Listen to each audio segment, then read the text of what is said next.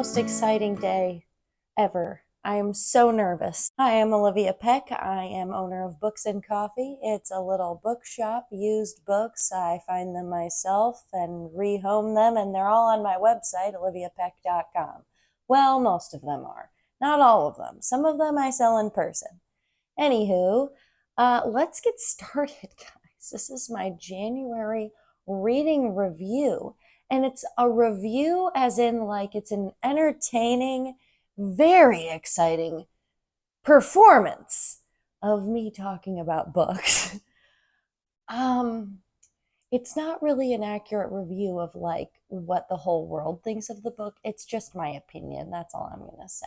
It's my opinion. And if you think your opinion is similar to mine on things, then maybe you'll like the books too. But here we go. We're going to start. We're going to go through all the books that I read, physical copies in January, in this video. And then in another video, we're going to do audiobooks. Okay? The first book I'm going to talk about is one written by my friend.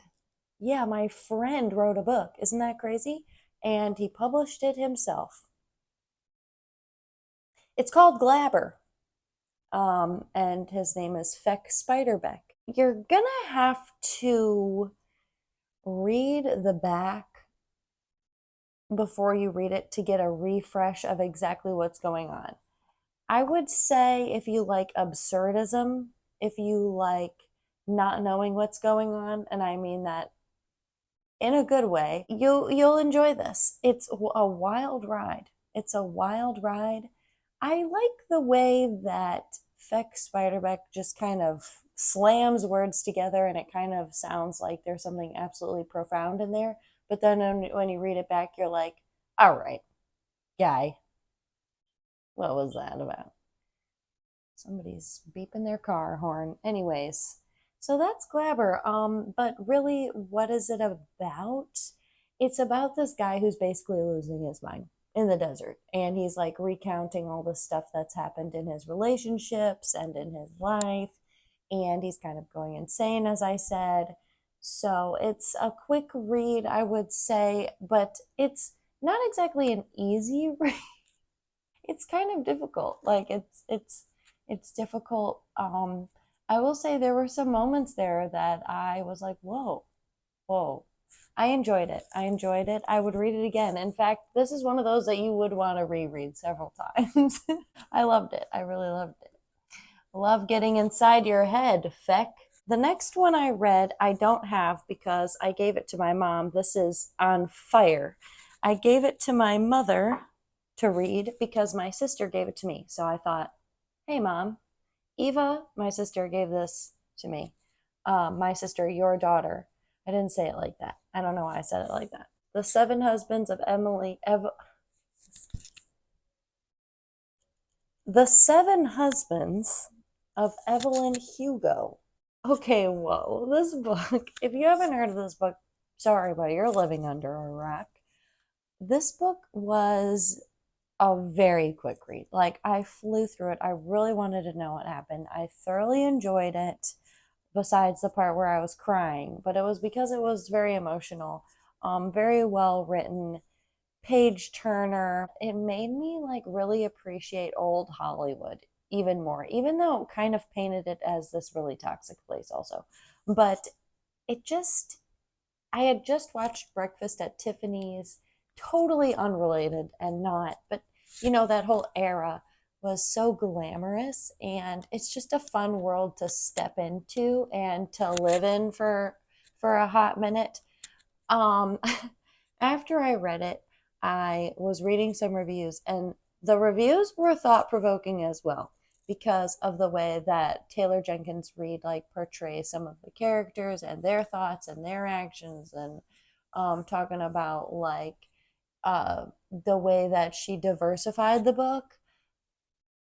People have questions, and I'm all for that, and I'm all for yeah, the questions. So with that being said, it was still a great book. This author also wrote Daisy Jones and the Six. So if you've seen that being promoted on like Netflix, she wrote the book.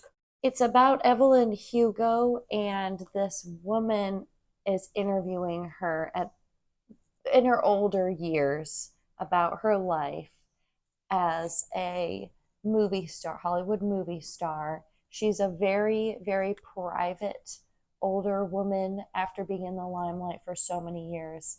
And there's some twisty, turny reasons why the writer of the magazine is interviewing her.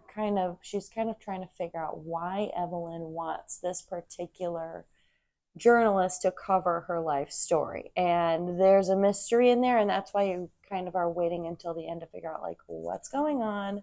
Who is Evelyn Hugo's love of her life? That's what makes it like page turner, because you feel like you're reading this all the juicy stuff of this woman's like crazy Hollywood whirlwind of a life. Okay, I'm gonna save my favorite for last and go to this one now. It's called The Three of Us. But I don't actually know how Miss Williams' full name is pronounced, and I don't want to ruin it, but I will show you so you know.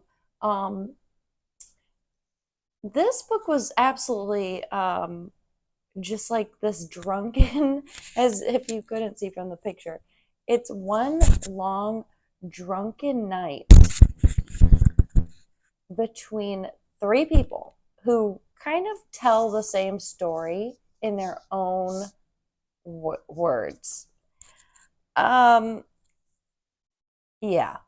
But when I say this was just like a drunken night, kind of gone wrong, and all the characters have some issues, that made it difficult to read at times because I'm like, oh, you guys are like kind of a mess, honestly. Kind of felt like I was reading a journal where uh there were no like quotation marks or anything. It was just like, and then so and so said da da da da da, but there's like no quotes, which is fine. Didn't make that big of a difference. But at the same time, sometimes it was genuinely confusing. Like, okay, who's talking right now? I did like learning a little bit about these people and like their lives and their backgrounds. Genuinely enjoyed that. And I did think a little bit like afterwards, like, oh, wow, people are really thinking this way about like monogamy and love and friendship. It's very much about marriage and like female friendship and best friends and like kind of being a little bit possessive and a little bit controlling. So in that sense, like even though there was some toxicity, it was still like kind of interesting. Last but not least, my fave this whole month was The Rules of Magic by Alice Hoffman. I really cannot stress enough how much I love this book. Like, it is my current favorite book. Or let me tell you what this is about. It's about three siblings who are growing up in New York City, and guess what? They all have these special gifts, these magical gifts. So they're witches, basically, is what I'm saying. They have this aunt who lives in rural Massachusetts in this little town. So they go visit her, and she kind of like shows, oh my gosh, low battery. And now I'm getting a call. Okay, delay. Hold on. Good grief. Okay, that was good. That was a good phone call. But so where was I? Yeah, so these three magical kids, they're living in New York City, and they have this aunt that sort of shows them the ropes. And there's like, a lot to learn about their family history, and there's some stuff that they kind of have to figure out on their own. It follows them through their like whole life. So starting from when they're like kids to grown, it follows them basically through their whole life, which I love books like that. And I know I've said that before on here, but I love books like that. This book, just the atmosphere is so cozy. I personally love New York City, so I just ate all of that up. I love all the references to New York. It takes place in like the 60s, a lot of it in the 70s, I want to say. So that's a fun time. There's definitely some surprises in here. Also, it's so cozy. It's so cozy. I tend to like slower books and slow burns.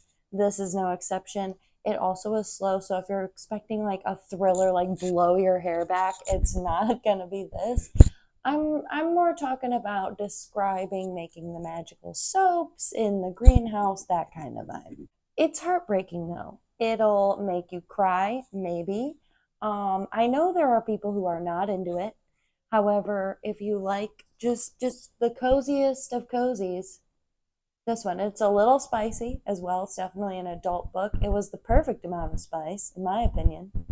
In my opinion, this was the prequel to Practical Magic. So, if you know what Practical Magic is, it's kind of has a similar concept where if the witches like if they fall in love with someone, the person that they love will die, so they like can't love anyone, basically, is like a big that's like the thing in the book. I highly recommend it. It's very much, yeah, it says right on the back here about being true to yourself, which that is why I really appreciated it. And another thing I really appreciated, okay, and after this, I'm done talking, okay? They can't really live normal lives, and they, in a way, accept that at points. I just love how these guys slow down, and if they didn't have enough money, it's like, oh, I guess we have to make a couple more magic soaps or something. It wasn't all about money all the time or like success. That is my January review. Like, subscribe, or just delete this. Whatever you need to do to be happy. Thanks for watching. I will also have up the audiobook review either before or after this, but within days of each other, I'm sure. So thank you and goodbye.